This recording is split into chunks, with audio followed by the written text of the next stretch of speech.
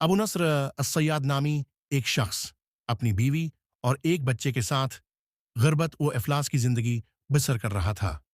एक दिन वो अपनी बीवी और बच्चे को भूख से ढाल और बलकता रोता घर में छोड़कर खुद गमों से चूर कहीं जा रहा था कि राह चलते उसका सामना एक आलमदीन अहमद बिन मस्कीन से हुआ, जिसे देखते ही अबू नस्र ने कहा, ऐ शेख, मैं दुखों का मारा हूं और गमों से थक गया हूं। शेख ने कहा, मेरे पीछे चले आओ, हम दोनों समंदर पर चलते हैं। समंदर पर पहुंचकर शेख साहब ने उसे 2 रकात नफल नमाज पढ़ने को कहा। नमाज पढ़ चुका तो उसे एक जाल देते हुए कहा, उसे बिस्मिल्लाह पढ़कर समंदर में फेंको।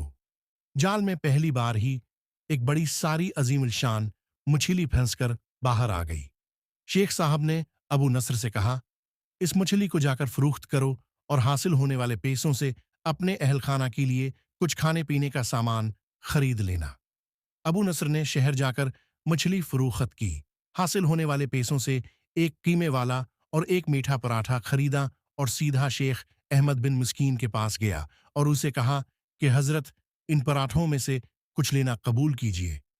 शेख साहब ने कहा, अगर तुमने अपने खाने के लिए जाल फेंका होता तो किसी मछली ने नहीं फंसना था।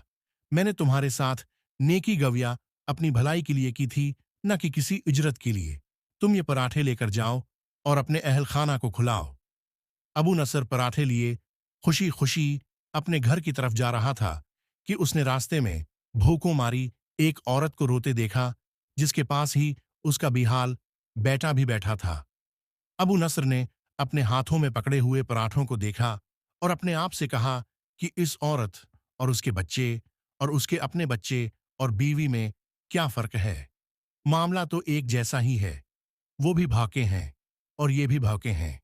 पराठे कुनको दे। औरत की आंखों की तरफ देखा तो उसके बहते आंसू न देख सका और अपना सिर झुका लिया। पराठे औरत की तरफ बढ़ाते हुए कहा, ये लो, खुद भी खाओ और अपने बेटे को भी खिलाओ। औरत के चेहरे पर खुशी और उसके बेटे के चेहरे पर मुस्कुराहट फैल गई। अबू नस्र गमगीन दिल लिए वापस अपने घर की तरफ ये सोचते हुए चल दिया कि अपने भूखे बेबी बेटे का कैसे सामना करेगा। घर जाते हुए रास्ते में उसने एक मुनादी वाला देखा जो कह रहा था, है कोई जो उसे अबू नस्र से मिला दे। लोगों ने मुनादी वाले से कहा, ये देखो तो, यही तो है अबू नस्र। उसने अबू नस्र से कहा, तेरे बाप ने मेरे पास आज से 20 साल पहले हजार हजार दिरहम अमानत रखे थे, मगर ये नहीं बताया था कि इन पैसों का करना क्या है। जब से तेरा वालिद फौत हुआ है, मैं ढूंढता फिर रहा हूं कि कोई मेरी मुलाकात तुझसे करा दे। आज मैंने तुम्हें पा ही लिया है, तो ये लो 30,000 दिरहम, ये तेरे बाप का माल है। अबू नस्र कहता है, मैं बैठे बैठाए अमीर हो गया। मेरे कई कई घर बने हैं और मेरी तिजारत फैलती चली गई। मैंने कभी भी अल्लाह के नाम पर देने में कंजूसी ना की। एक ही बार मैं शुक्राने के तौर पर हजार हजार दिरहम सिदका दे दिया करता था। मुझे अपने आप पर रश्क आता था कि कैसे फिराखदिली से सिदका खैरात करने वाला बन गया हूं।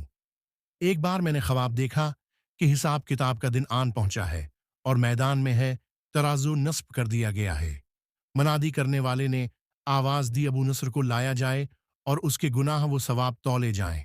कहता है, पलड़े में एक तरफ मेरी नेकियां और दूसरी तरफ मेरे गुनाह रखे गए तो गुनाहों का पलड़ा भारी था। मैंने पूछा, आखिर कहाँ गए हैं मेरे सदकात जो मैं अल्लाह की राह में देता रहा था। तोलने वालों ने मेरे सदकात नेकियों के पलड़े में रख दिए। हर हजार हजार दिरहम के सिदका के नीचे नफ्स की शहवत, मेरी खुद नमाई की ख्वाहिश और रियाकारी का मलमा चढ़ा हुआ था। मेरे गुनाहों का पलड़ा अभी भी भारी था। मैं रो पड़ा और कहा, हाय रे, मेरी निजात कैसे होगी। मुनादी वाले ने बात को सुना तो फिर पूछा, है कोई बाकी उसका अमल तो ले आओ। मैंने सुना एक फरशा कह रहा था, हाँ, उसके दिए हुए 2 पराठे हैं जो अभी तक मेजान में नहीं है रखे गए। वो 2 पराठे तराजू पर रखे गए तो नेकियों का पलड़ा उठा जरूर, मगर अभी ना तो बराबर था और ना ही ज्यादा। मुनादी करने वाले ने फिर पूछा, है कुछ उसका और कोई अमल।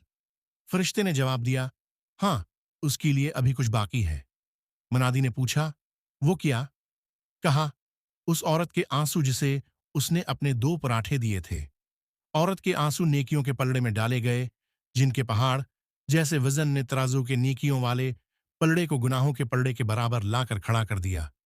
अबू नसर कहता है, मेरा दिल खुश हुआ कि अब नजात हो जाएगी। मनादी ने पूछा है, कोई कुछ और बाकी अमल उसका?